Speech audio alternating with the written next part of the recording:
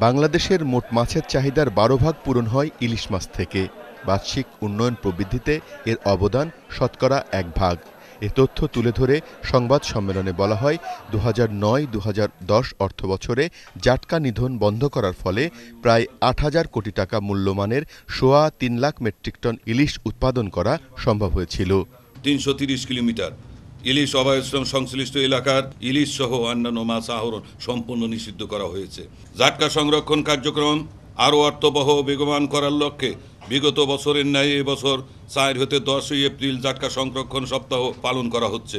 সংবাদ সম্মেলনে মৎস্যমন্ত্রী আরও বলেন, এবছরে তারই ধারাবাহিকতায় ২০ জেলার অভয়াশ্রম প্রকল্প বাস্তবায়ন হলে এ উৎপাদন লক্ষ্যমাত্রার চেয়ে দ্বিগুণ হবে। তিনি মনে করেন, জাটকা নিধন বন্ধে সচেতনতা সৃষ্টি করা প্রয়োজন।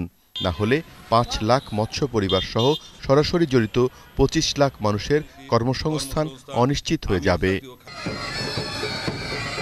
এর আগে সকালে মৎস্যমন্ত্রী ৪ থেকে ১০ এপ্রিল পর্যন্ত জাটকা সংরক্ষণ সপ্তাহের উদ্বোধন করেন। এ উপলক্ষে মৎস্য ভবন থেকে একটি র্যালি বের করা হয়।